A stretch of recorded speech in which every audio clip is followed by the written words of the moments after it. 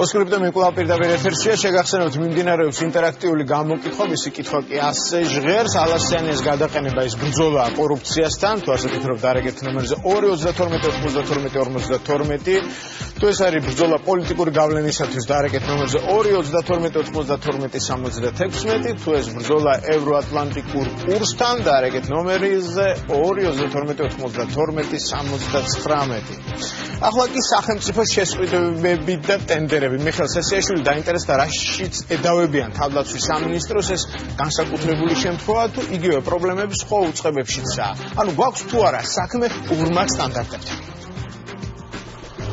მეორე წელია ბეტონის ტეტრაპოდები ანაკლიის პლაჟის სავიზიტო ბარათია.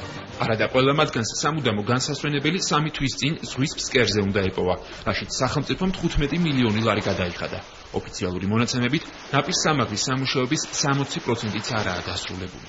გაცნობებთ, რომ 2014 წლის 2 ოქტომბრის მდგომარეობით ობიექტზე დაგეგმილი სამშენებლო სამუშაოების 53%-ია შესრულებული. კერძოდ 100% დასრულებულია ბეტონის ტეტრაპოდების ჩამოსხმა და მიმდინარეობს მათი წყლის ქვეშ მონტაჟის სამუშაოები.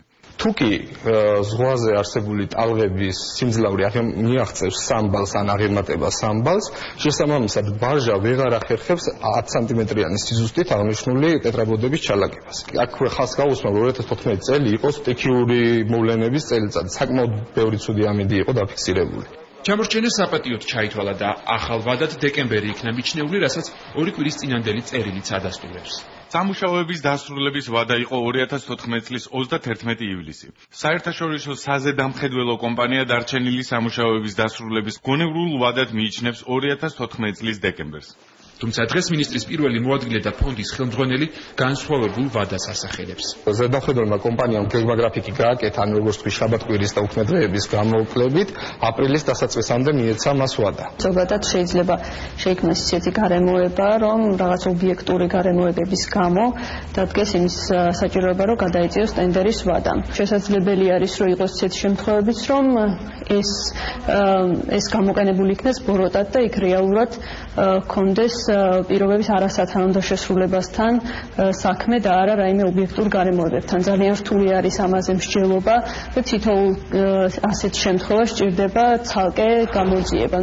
15 მილიონი ლარის სამუშაოებს აზერბაიჯანული მოდერნ ბიზნეს ჯგუფი ახორციელებს, რომელიც გარღვეული ვადების გამო არათუ დაჯარიმდა, მეორე 12 მილიონიანი ტენდერის გამარჯვებულადაც გამოცხადდა. კონტრაქტორ კომპანიას უფლება ექნებოდა ეჩივლა ჩვენთვის არბიტრაჟში და მოეთხოვა კომპენსაცია. კომპანია, რომელიც არ ღვევს ვადებს, წესით ის შავსიაში თუ არა ნაცრისფერში მაინც უნდა იყოს. ანუ უკეთეს პირობებში მე უნდა მივცე პრიორიტეტი იმ კომპანიას, რომელიც სიტყვას ყოველთვის ასრულებს და არა იმას, რომელიც ყოველთვის არ ღვევს. თუმცა არის შემთხვევებიც, როდესაც კომპანია ნაკის ვალდებულებებს დათქმულ დროში კი ასრულებს, თუმცა საბოლოო შედეგი არასრული ან არადამაკმაყოფილებელია ხოლმე. როგორც ეს ჩოხატაურის წყალმომარაგების პროექტის შემთხვევაში მოხდა. კომპანიამ სამუშაოები კი ჩაატარა, თუმცა საბოლოო შედეგი დაბის წყალმომარაგება ვერ იქნა მიღწეული. ამის მიუხედავად უკვე მეორე ეტაპი იმავე კომპანიამ დაიწყო, ამჯერად უკვე პირდაპირ მიყიდვის წესით და იმის მიუხედავად, რომ საერთო ბიუჯეტი ორივე ფაზისა 7 მილიონ ლარს გასცდა, მთავარი მიზანი ჩოხატაურის და მიმდებარე რამდენიმე სოფლის 24 საათიანი წყალმომარაგება მაინც არ იქნა მიღწეული. დონორ ორგანიზაციასთან კონსულტაციის შედეგად მიღებული იქნა გადაწყვეტილება, რომ ქვეკონტრაქტორმა გააგრძელოს სამუშაოები, იდენტიფიცირებული იქნა დარღვევა, ანუ საპროექტო შეცდომა, ესე ვთქვათ, და მოხდა აღნიშნულის აღმოფხვრა. და აღნიშნულის აღმოფხვრამ მოითხოვა დამატებითი სამუშაოები, დაახლოებით 700,000 ლარით. მარტის თვეში უკვე მოსახლეობა საბოლოოდ მიიღებს, ესე ვთქვათ, ხარისხიან წალს. თავის დროზე კლიმატური პირობები სახელდებოდა მარაბდა კარწახის რკინიგზის შეფერხების მიზეზად, რომლის შედეგადაც სატესტო მატარებლის გაშვების თარიღმა ჯერ 2013, შემდეგ 2014 წლის დეკემბრამდე გადმოიწია და რის გამოც ასევე არავინ დაჯარიმებულა. აქ ზამთარი თითქმის 6 თვე გრძელდება. ანუ ამ ხნის მანძილზე რაღაც სამუშაოების შესრულება ვერ მოხდება. მესამე მიზეზი რელიეფია. არის მონაკვეთები, სადაც რკინიგზა 2500 მეტრამდე ადის ზღვის დონიდან. ევროპაში ეს ყველაზე მაღალი მაჩვენებელია. თავად მარაბდა კარწახის რკინიგზის ამჟამინდელი დირექტორი განმარტავს, რომ ძიმე კლიმატური პირობების მიუხედავად, გასული წლებისგან განსხვავებით ამჯერად გრაფიკს მიყვებიან.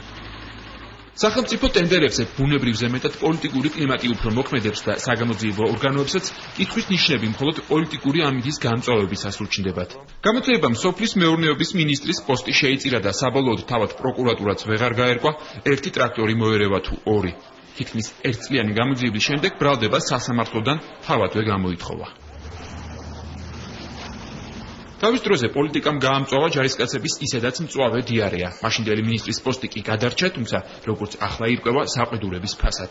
თავრობის ხდომაზეც საჯაროთაც პირდაპირაც ირაკლისთან ძალიან ბევრი კამათი ქონია რა უნდა იქ ნაცების დროინდელ კომპანიას რო ამარაგებს. დღესაც ელფი ქვიან თუ რაღაც რომ ამდენი 4-ვე ტენდერი ჩაიშალა ჩემი პრემიერობის დროს, ვერაფრით ვერ მოახერხეთ რომ იქ ნორმალური ტენდერი ჩატარებულიყო. საბოლოო ჯამში ელფი რომელიც 4-ვე ტენდერში მონაწილეობდა და 4-ვე წააგო, იმიტომ რომ მას დიდი ფასები ჰქონდა. პირდაპირ წესით ისევ ელფი რჩება მომარაგებაში. კომპანიაში კი რომელზეც ყოფილი პრემიერი საუბრობს, ამბობენ რომ ჯარში საკვები არასდროს შეუტანიათ, რასაც შესყიდვების სააგენტოს ჩანაწერებიც ადასტურებს. გამოძიება თავდაპირველად დაიწყო საქართველოს თავდაცვის სამინისტროს სამხედრო პოლიციამ. თუმცა აღნიშნულმა უწყებამ არ ჩაატარა გადაუდებელი საგამოძიებო მოქმედებები, სამხედრო მოსამსახურეების სათანადო ლაბორატორიული კვლევები. თუმცა მოგვიანებით ჩატარებულმა ექსპერტიზამ ბაქტერიები ჭურჭელზეც იპოვა, ძეღშიც და ქართული კვების კომპანიის თანამშრომლების ხელებზეც. ნაწლავის ჭხირის ჯგუფის ბაქტერიებით ეშერიხია კოლი და აურეუსი დაბინძურებული საკვები პროდუქტი, რომლის მიღების შედეგად ადგილი ჰქონდა სამხედრო მოსამსახურეების მასობრივ დაავადებას.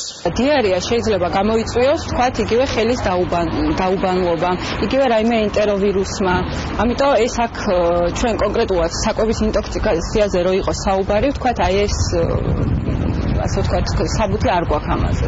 ყოფილ პრემიერს საბუთები არა, მაგრამ კითხვები გამოძიებაზე მეტი აღმოაჩნდა თავდაცვის სამინისტროს კიდევ ერთ ტენდერზე.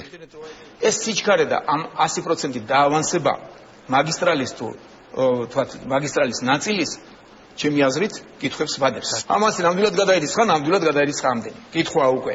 კითხვა უკვე. რატო? სადიჩქარეს? ეჩქარება თუ არა სადმე თბილისის მერს ჯერ უცნობია, თუმცა სექტემბრიდან ბერიის მიერ გამოცხადებულ ტენდერებში ჩნდება სავალდებულო ავანსის ცნება. ამასთან ავანსის გადახდა ზოგჯერ სამუშაოების ღირებულების 95 ან სულაც 100%-ის ოდენობით ხდება. რაც ყველაზე საგანგაშოა ავანსის გამოყენება გახდა სავალდებულო, ეს გარდა იმისა, რომ კანონმდებლობის მნიშვნელოვანი დარღვევაა, შემოსავლებს უმცირებს თბილისის მერიას, რომელიც მას 100% განაკვეთის სახით უნდა დარიცხონდა და ამ თვალსაზრისით დანაშაულის ნიშნებსაც კი შეიცავს. მაგალითად, ამბაღის რეაბილიტაციაზე ტენდერი ცოტა ხნის წინ დასრულდა და ის 358,000 ლარი დაჯდება. თანხის 95%-ს, ანუ 330,000 ლარს, მშენებელი კომპანია სამუშაოების დაწყებამდე სავალდებულო წესით მიიღებს. იმის მიუხედავად, უნდა ეს თუ არა. წინადრის შესახვევში მდებარე ამ სკოლაში რეაბილიტაცია მანამდეც, როგორც ერთი შეხედვით ჩანს, არაერთხელ ჩატარებულა. 1, 2, 3 სხვადასხვა თაობის საბავშვო საქანელათო ატრაქციონია ჩვენს წინ, თუმცა არც ერთი მათგანი გამართული არ არის.